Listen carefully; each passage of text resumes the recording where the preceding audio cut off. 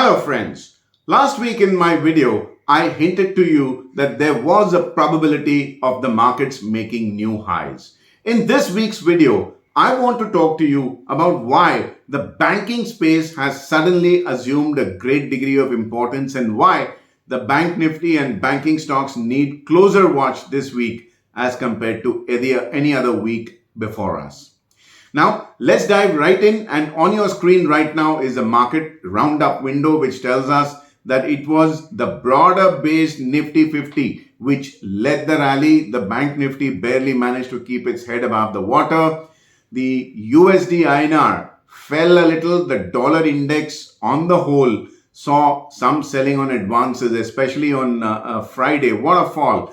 And that led to commodity prices, including bullion, energy, base metals to rise, and also created or triggered a relief rally in emerging markets, including the Indian stock markets.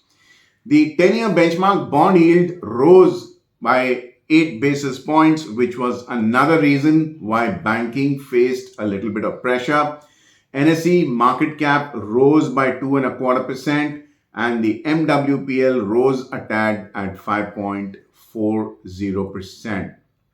Now, the US markets suffered declines, especially after the US Fed raised interest rates by 0.75% or 75 basis points. On your screen right now is the daily chart of the Dow Jones Industrial Average, which has fallen on 4 sessions out of 5 sessions last week. The death cross remains in place, wherein the 50-day moving average is below the 200-day moving average. And what we are witnessing is the previous swing high of 31,886 likely to come up as a near-term support. Should the Dow trade consistently below that, you could see some more selling, at least towards the 50-day moving average. The Nasdaq 100 index, which is directly responsible for influencing our technology stocks in India, has also seen declines on 4 out of 5 trading sessions last week. Relatively speaking, it appears to be much more weaker than the Dow Jones Industrial Average. The 10,441 level needs watching as an immediate support. If this support is violated, you could have further declines coming in. Here again, the death cross remains in place and the price is significantly lower than the 50-day moving average. S&P 500 has also seen declines on 4 out of 5 trading sessions. Here again, the death cross remains in place, and what we need to watch out for is whether the bulls can take the 3,900 resistance out or not. If not, the S&P 500 could also witness further declines. Now, coming back to our markets, our in-house indicator, the MWPL, tells me that after the expiry, the routine expansion in open interest has seen the MWPL go up to 26.69%. The rise in the week after expiry is better than the previous expiry of September, but what we need to see is in the second week of a derivative cycle, the biggest MWPL expansion historically and empirically is seen. Is the week ahead likely to see a huge expansion? Do remember that Tuesday is a holiday on account of Guru Nanak Jayanti, so it's a truncated week. Will these 4 sessions witness significant expansion in MWPL, at least till 29, or maybe more desirable would be 30%? Is that happening? If not, there could be a lack of buying conviction in the bull camp. Now, these are data points that I update on my social media account every single day. So do connect with me, especially my Telegram channel. My contact coordinates come at the fag end of this video, as also in the description below this video. Now, I come to the stock and index futures turnover. This is cumulative data of 3 monthly expiries, and we have started now giving you the weekly total rather than Friday on Friday. So this gives you a holistic picture. What you are seeing is the index futures turnover is at its lowest after mid-August 2022, and the stock futures turnover is at almost a month low. Now, low of August 22, where index turnover is concerned, is a worrying sign. It tells me that the one Marshmallow traders are not really showing signs of buying in large numbers at higher levels. If at all they were so gung-ho, they should have bought more. So this is a mild red flag as far as I'm concerned. Now coming to the advanced decline ratio, here again, this is an average of all 5 trading sessions of the week. So this gives you a holistic picture as well. It remained above 1, which is a good thing, but it tapered off to 1.11 as compared to 1.65 in the week prior. We want this ratio to stay above 1 sustainably, and with rising prices, if at all an up move is to sustain. So this ratio is again something that I update on my social media accounts every day. Do connect with me. Now for the Nifty and Bank Nifty prompt futures basis. Basis is nothing but the premium or discount enjoyed by the futures over cash. What you are seeing is the Nifty basis expanding into the second week of the derivative cycle, which means short covering was seen on declines. But where the Bank Nifty is concerned, the basis expansion has been fairly muted, which means the buying or short covering interest in the Bank Nifty was fairly low. Now, this is one of the reasons why I told you this week we must watch banking, which is in the limelight. Banking has assumed greater importance. Do bear with me. There's lots more on banking ahead. Now for the impetus chart, which you have learned to respect, trust, and bank on so much for almost a year and a half now. Look at how the Nifty impetus has risen along with the rise in the Nifty, which means momentum was strong where the Nifty was concerned. But the Bank Nifty momentum has almost collapsed. I can only call it a collapse, and it's at a 20-week low. This in spite of the fact that the Bank Nifty has locked 0.65% gains. Impetus falling tells you that the gains have occurred, but the momentum of buying was very poor. Now, this is the second red flag on banking. I need to speak to you more about banking, so do bear with me. The Nifty spot gain and loss in percentage on a weekly basis, week-on-week basis versus the LWTD, the Lift Weight Thrust Drag Index. Now, the Nifty 50 has logged 1.86% gains on a week-on-week basis, and the LWTD, which remained at or below zero for 9 consecutive weeks, has now broken out above the zero mark to close at 0.16.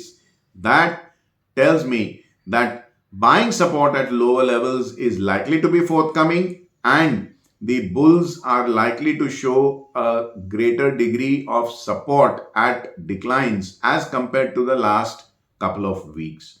That's a positive sign for the Nifty. Now for the footprint of the 4 market participants, I start with the FIIs who've increased their index net long positions to 24,810 lots, and they've also increased their stock futures net long position. So FIIs seem to be a little more optimistic. Where DIIs are concerned, they've pressed more short sales, and their net short positions in both the indices and the stock futures have increased. But do remember, these are traders who, these are investors who lend support in the spot market by taking delivery, and they hedge their positions by shorting in the future. So this does not necessarily mean that DIIs are bearish. Now where prop traders are concerned, these are savvy traders who know who's buying and selling what and how much, and therefore they are second best to insiders. What we are witnessing is that these guys have reduced their stock long positions and increased their net short positions on index futures, which means the brokers, their proprietary trades, are indicating a lack of confidence amongst the specialists to buy and hold long positions. They are actually shorting the index. Now, where the retail traders are concerned, these guys have been doing all the heavy lifting since COVID-based lockdowns were imposed, and what you are seeing is the index futures are showing increased amount of net longs on a week-on-week basis, and so are the individual stock futures long positions. So the retail segment is showing greater confidence as compared to the prop traders. Friends, I now come to the 4 index heavyweights in the market, and I have updated the weightages because I've told you the weightages are telescopic. They are adjusted every month, and stocks that gain in the previous month are allocated higher weightage in the next month, and therefore these figures need to be updated. Let's start with the heaviest boy of them all, Reliance Industries, 11.03% weightage with a beta of 1.09. Beta has come down a little bit. It rallied on 4 out of 5 trading sessions and is headed toward the 2,618 level. Should it cross that, the possibility of further upsides cannot be ruled out. Note how the price is above its 25-day exponential moving average, which is a proxy for a month-long holding on cost, and the average itself is rising. So the outlook on Reliance has improved last week. And since it is very heavily weighted, it can potentially lend support to the Nifty. HDFC Bank, the second heavily weighted stock in the Nifty and the highest heavily weighted stock in the Bank Nifty. With a beta of 1.06, this stock has the potential to influence both the Nifty and the Bank Nifty. This stock has risen on 3 out of 5 trading sessions last week, but has been unable to cross the 1,541 level, which was the previous swing high in September. Price, however, remains above the exponential moving average for 20 days, which is a month-long holding on cost of an average bull. So the immediate short-term outlook remains optimistic for now. Infosys, the third most heavily weighted stock in the Nifty with a weightage of 7.06% and beta of 1.01. Although it remains above the 25-day exponential moving average, it has fallen with gaps. And the last 3 trading sessions of the week has seen this stock come off. Do remember that the Nasdaq 100, which is a direct influence on the Indian technology stocks, has fallen more than the Dow Jones Industrial Average in the US market. So it's not really surprising. Infosys is unlikely to lend big time support to the Nifty unless the Nasdaq 100 improves substantially in the coming week. And staying above the 1,555 levels is a prerequisite before you can count on Infi to support the markets. The last 4th heavily weighted stock in the Nifty, ICICI Bank, and the second most heavily weighted stock in the Bank Nifty, having a weightage of 24.62% in the Bank Nifty, is ICICI Bank. So far, it has been the most powerful out of the 4 heavyweight index heavyweight stocks that I have shown to you, but is now showing signs of a little bit of fatigue at higher levels. Note how this stock has fallen on 3 out of 5 trading sessions and is now slowly edging lower towards the 25-day exponential moving average, which is a month-long holding on cost of an average bull. And should the price stay below the moving average at, say, 890 odd levels, you could clearly see some more selling pressure emerge on this counter. Friends, I now come to the bond market, which has a direct bearing on banking space and why banking and bonds need your increased attention in the week ahead. You see, the Fed was not the only central bank in the universe to have raised interest rates last week. The Bank of England also raised rates by 0.75%. Malaysia announced a rate hike, and Philippines announced a rate hike right now, although it will come into effect after a fortnight. So 4 countries have increased their interest rates. And The cost of funds is rising, which is why you're seeing bond yields are also edging higher on a week-on-week basis. I have been updating you on my Telegram channel in variety of articles and detailed write-ups as to why you should prepare yourself for rising cost of funds by reallocating your portfolio. I'm not telling you that a bear market is coming. I'm saying reallocate your portfolio so that you differentiate between the interest rate sensitives and interest rate insulated stocks. And as cost of funds rise, what you are witnessing is certain banks raising interest rates ever so aggressively. HDFC Bank raised its interest rates twice last month. And what you are seeing is certain banks even offering you higher interest rates on fixed deposits that are non-callable, which means you cannot withdraw the money prior to the redemption date of that fixed deposit. They are locking in funds for the long term because they are expecting interest rates to go higher. This is clearly a sign of concern for banking space. Although it is going gung-ho now, it is rising, but what you are seeing in the last 1 week is that the Bank Nifty was clearly on the defensive as far as relative performance with the Nifty 50 is concerned. Which is why you need to watch the banking space a lot more clearly this week. The reason being that the single largest heavily weighted sector in the Nifty is banking and finance. And if cost of funds is going up, the raw material cost, it's the equivalent of a raw material cost of a manufacturing company going higher.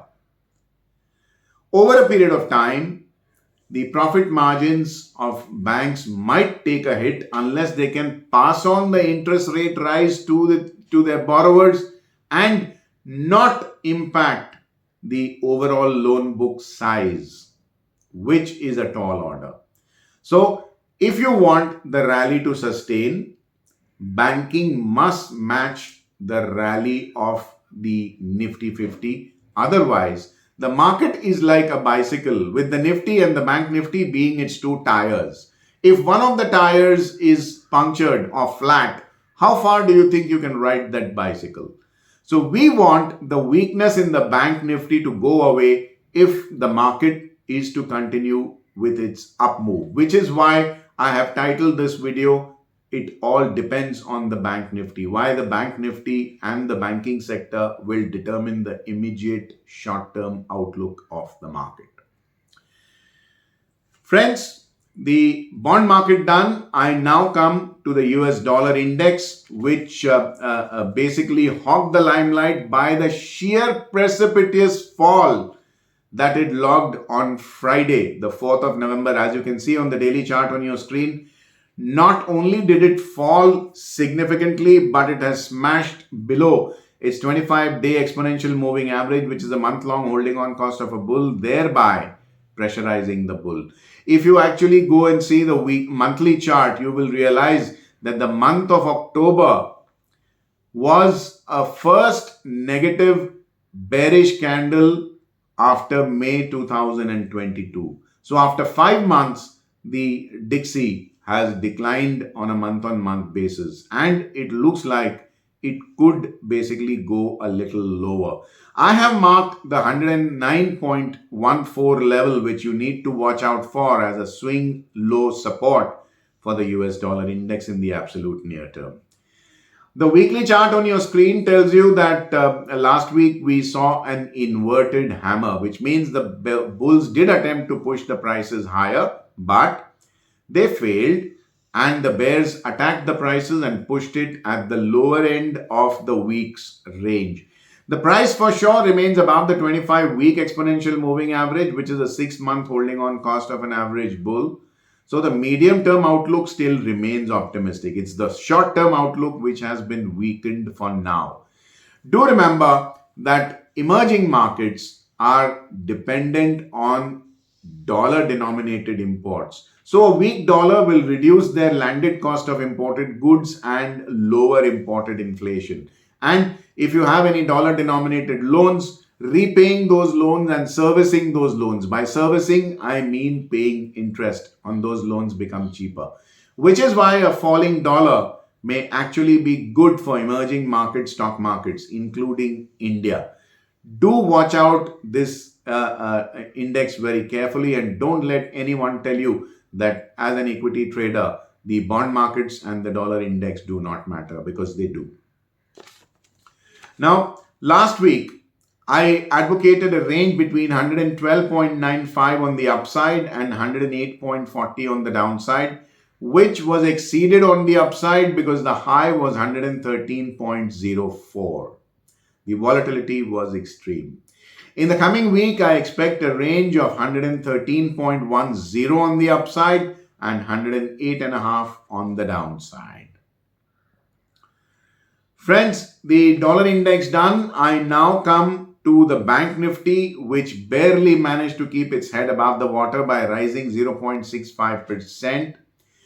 It fell on 3 out of 5 trading sessions, as you can see on the daily chart on your screen, and the previous swing high of 41,840 still remains inviolate. It could not take out that resistance mark, although the bank Nifty remains above the 25-day exponential moving average, which is a month-long holding on cost of an average bull. So the short-term outlook still remains optimistic, but we need to break out past the 41,850 level. Let's take a look at the weekly chart. What you are seeing is a long leg doji. The open and close are almost the same on the bank Nifty, which means the bulls and bears were evenly matched where forces of buying and selling are concerned. And here again, the weekly chart reinforces what I told you, that the 41,840 level remains the immediate hurdle for now, and that hurdle was created by an inverted hammer, which means it's twice over that the bank Nifty has gone towards the 42,000 and the bears have hammered it lower. Here again on the weekly chart, it remains above a 25-week exponential moving average, which is a 6-month holding on cost of an average bull. So the medium-term outlook remains optimistic. But like I told you, cost of funds for banks are rising, and therefore we need bulls to say, okay, we don't care about the cost of funds, we are going to push the bank Nifty higher. Unless that happens, you have a consolidation or maybe even a slight retreat on the bank Nifty coming up. Now, last week I advocated a range between 42,550 on the upside and 39,450 on the downside, which held perfectly well in spite of all that volatility. In the coming week, I expect an estimated range between 42,750 on the upside and 39,750 on the downside. Do remember, it's a truncated week, 4 sessions, and volatility may be a little higher. So I would prefer to square up my trades on an intraday rather than rolling them over to the next trading session, and trade light with stop losses. You should be fine. Friends, I now come to the Nifty 50, which clearly outperformed the bank Nifty by rising 1.86% on a week-on-week basis. It rose on 3 out of 5 trading sessions, which is a better performance than the bank Nifty, which rose on only 2 out of 5 trading sessions. The chart on your screen, the daily chart, clearly tells you that the March swing high of 18,115 was tested. We barely closed above that 18,115 levels, and we need to stay above this level sustainably in order to consolidate our gains and rally further. The next immediate resistance would be at 18,361 level, which is a January 2022 high. The price remains above its 25-day exponential moving average, which is a month-long holding on cost of an average bull. So the short-term outlook remains optimistic. And going to the weekly chart, what we are seeing is that unlike the bank Nifty, the Nifty 50 has clearly made an unmistakably bullish candle, that too with a gap up, testing the resistance, pushing the envelope against 18,115. The price is comfortably above its 25-week exponential moving average, which is a 6-month holding on cost of an average bull. So the medium-term outlook remains optimistic. The price is also above its thick downward sloping trend line, which connects all the highs made after October 2021.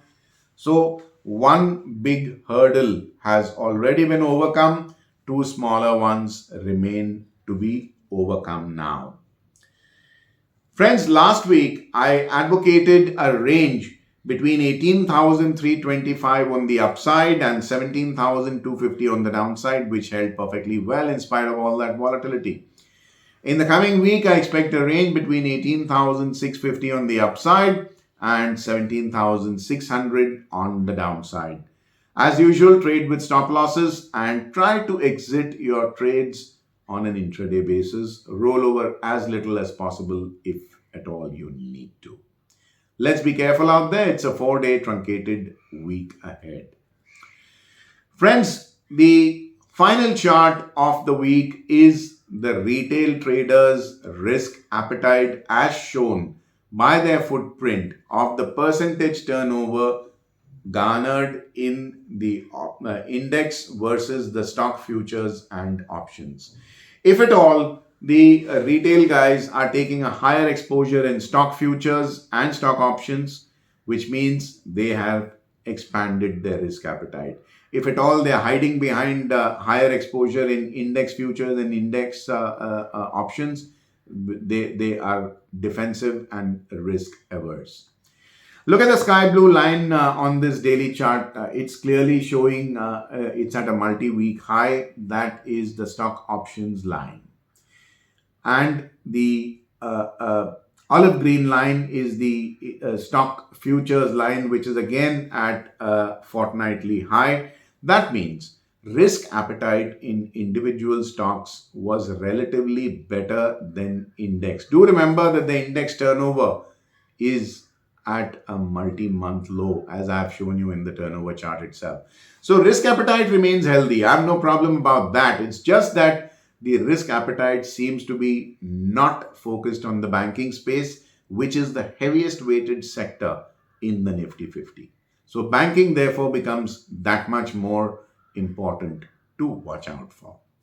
Friends, I now come to the most popular segment of this video for statistically inclined traders. I'll give you 5 stocks which gained the most amount of impetus on Friday.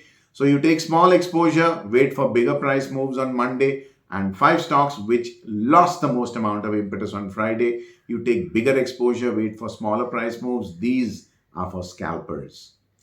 Now, the impetus gainers list is led by Adani Enterprises at number 1, LIC Housing number 2, Vedanta number 3, Voltas number 4, and Alchem at number 5.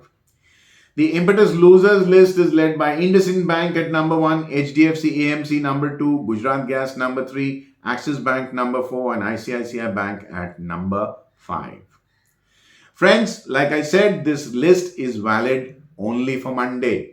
If at all you need to be updated about this list Tuesday through Friday, please subscribe to my free Telegram channel. I put a lot of cool stuff over there for traders, help them make informed decisions with a 360-degree worldview of financial markets. It's absolutely free. Friends, before I sign off from this video, a reminder to subscribe to my YouTube channel if you haven't already done so. Click on the bell icon to receive instant alerts about fresh videos being put about here. And hey, how are my videos helping you trade better? I'd love to hear from you in the comment section. Thanks for being patient and sticking around with me in this video. Till we meet again in my next video, this is Vijay Bambani signing off for now. Have a very, very profitable week ahead. Bye-bye.